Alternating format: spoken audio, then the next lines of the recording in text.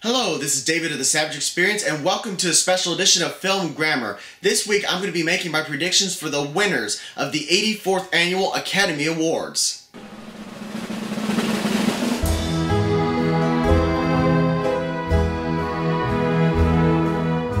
And the nominees for Best Supporting Actress are Berenice Bejo for The Artist, Jessica Chastain for The Help, Melissa McCarthy for Bridesmaids, Janet McTeer for Albert Nobbs, and Octavia Spencer for The Help. I'm predicting Octavia Spencer will win this. It's pretty much a foregone conclusion. I mean, she's won the British Academy Award, the Screen Actor Guild Award, the Golden Globe Award, the Broadcast Film Critics Award. It pretty much looks like she's a lock. Not to mention the fact that her film was nominated for Best Picture, always a nice boost. But if there is going to be an upset, I look towards Berenice Bejo for The Artist. Reason being that if there is a lot of love for that movie, I've got a feeling that Bejo will be able to ride on that love and coast her way to an upset win.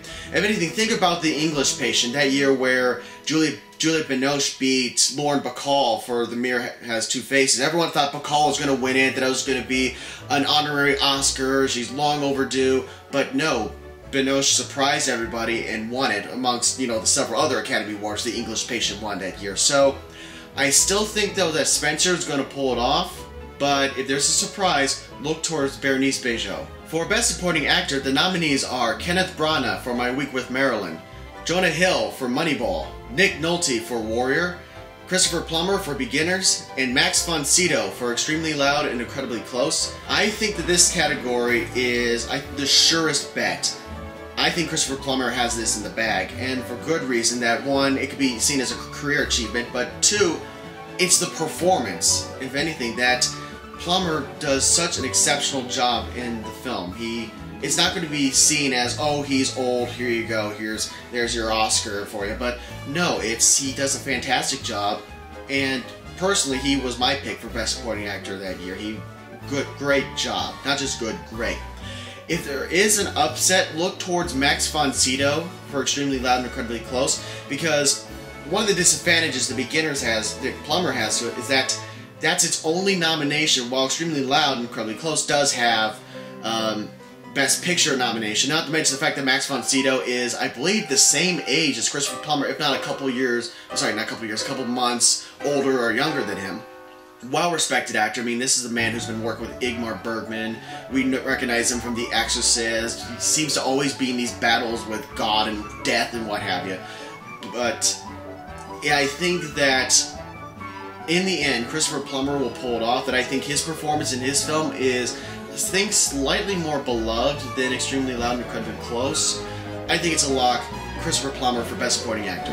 And the nominees for Best Actress are Glenn Close for Albert Nobbs, Viola Davis for The Help, Rooney Mara for The Girl with the Dragon Tattoo, Meryl Streep for The Iron Lady, and Michelle Williams for My Week with Marilyn. Now, I thought that was going to be a three-dog race between Davis, Streep, and Williams being an underdog. And I still have this feeling that maybe if Streep and Davis somehow split the vote, that Williams will come in and get it. But I think that, if anything, that the awards have been pretty much split between Davis and Streep. I mean, you have Davis picking up a Screen Actor Guild Award and Broadcast Film Critics Award, while Meryl Streep has the Golden Globes and the British Academy Awards in her pocket. I think it's going to be pretty close, but in the end, I think the fact that Davis getting support for her film, The Help, was nominated for Best Picture, not to mention the other two nominations in Best Supporting Actress, I think that will benefit her more so than Meryl Streep's film, The Iron Lady, only two nominations, Best Actress and Best Makeup. And considering the fact the critical reception for both films, that The Help was seen, received more positively, while The Iron Lady was more of a negative reception for that. I just think that if the voters really want to give Meryl Streep that third Oscar, right now I don't think it's going to be for The Iron Lady. I'm giving the edge to Davis, but I seriously would not be surprised if Streep somehow picks up her third Oscar. For Best Actor, the nominees are Damien Bichir for A Better Life, George Clooney for The Descendants, Sean Dujardin for The Artist, Gary Oldman for Tinker Tailor Soldier Spy, and Brad Pitt for Moneyball. it's a very interesting race where it started off thinking that Brad Pitt was going to be the front runner, that this is his career achievement Oscar, this is best work. But then it went to George Clooney, the buzz went to George Clooney for The Descendants, and now it falls on Jean Dujardin's lap. I think that the Clooney Pitt crowd, the ones that are going to vote for him, I think they're going to end up splitting the vote, and that it's going to go towards Jean Dujardin, that I think he's going to pick up the momentum, not to mention the fact that I think that the Academy is really going to fall in love with the artist. It's going to pick up a bunch of Oscars that night. I just have this feeling that the love for that film is going to be more consistent than the love for Clooney and Pitt's films, not to mention their performances. I think that Dujardin has this one.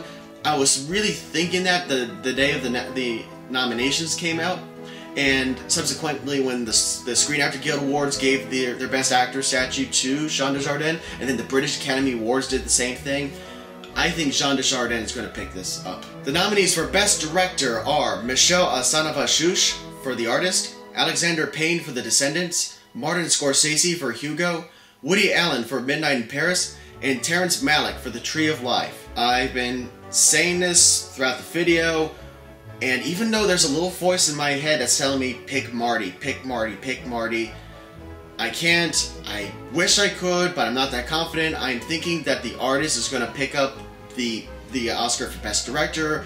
I think that Michel has this in the bag. That, although I do think that there's some part of me in my gut that thinks that there is going to be a Best Picture, Best Director split, and that of the other nominees, that I think Scorsese will end up benefiting. That I think that maybe that there's more of an overdue sentiment, and that they'd want to give Scorsese another Oscar. Not to mention the fact that when you compare both films, that if you're going by direction, it seems that Scorsese's film is more of a direction, more of an accomplishment in direction, as opposed to Michel. Not taking away from, The Artist, mind you, but if we're going by the category itself, I think that Scorsese would have more of a slight edge. Not to mention the fact that I think that Scorsese is more of a name than, Michel Hazanavicius. I mean, I don't even know if that's the correct pronunciation. I had to look it up to see if that was. But it's funny on Oscar morning that you've got the two, they're trying to pronounce it, right? The nomination. And you've got these two pronunciations of that man's name. And it's just, you just throw your arms up in the air and go, oh. It's like you come to America, your last name's Smith now.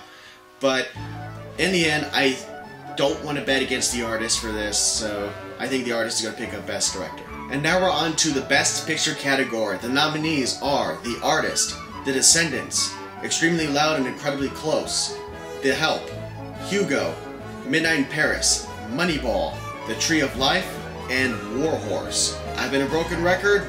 To repeat once again, The Artist. I'm pretty darn certain this has this locked up, signed, sealed, and delivered. I mean, the Producers Guild gave, Best Picture, the Directors Guild, Best Director, the British Academy Awards went gaga for it. I think it won 6 or 7 awards there. I mean, they went nuts for the film. And that overall, at the end of the evening, I think that at the very least, The Artist will end up picking up 4 Academy Awards. At the very, picture, director, actor, and then it will pick up 1 more either in original screenplay, film editing, or original score. Heck, it might even pick up those other Oscars too, making its final tally, 6. It might even be more than that if it picks up either Beijing upsets, or if it picks up costume design. It's a very distinct possibility. So I'm not going to bet against the Artist. That it seems signed, sealed, delivered. If there is going to be an upset, maybe you can look towards Hugo, since it leads the other films in nominations, 11. Maybe The Descendants as this small independent film.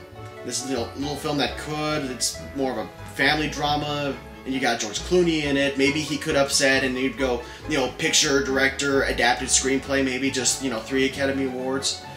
Maybe, but I'm not betting against The Artist. Some quick other thoughts considering the other categories. I think Rango is going to be a lock for Best Animated Feature. It seemed at the time that maybe Tintin would have had a chance if it got nominated, but I think you got the motion capture bias towards it, so no go for that.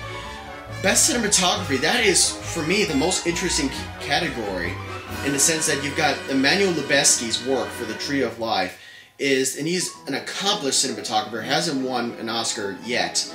Could this be the film that does it for him? I mean, this is the man who did an excellent job for Tim Burton on Sleepy Hollow, Alfonso Cuarón for Children of Men, and it seems that, I mean, Terrence Malick's films, I mean, they're gorgeous to look at, and I think that this could help out, especially since the fact it was nominated for Best Picture. I think that might benefit it, but although I think that maybe Robert Richardson will win his third Oscar for Hugo, just because of the use of the 3D and the fact that it's the use of the camera angles and movements. It's a gorgeous looking movie too. The cinematography for that film is just as important as the cinematography for Lubezki's film.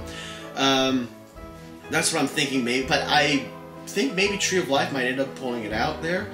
It's one of those where you can definitely tell what's going to happen if, you know, like the earlier categories for like sound, if Hugo wins both categories, visual effects, or if Hugo wins some of the other technical awards, like not just, you know, art direction, but I'm speaking of like costume design or editing, like one of the iffier ones. Like if it wins those categories, then you might end up looking at, because I was thinking about this scenario. What if it turns out like the 1972, well, that year where you have The Godfather end up winning Best Picture, Actor, and Adapted Screenplay, only 3 Academy Awards, while you've got Cabaret that won, I think, 7 or 8.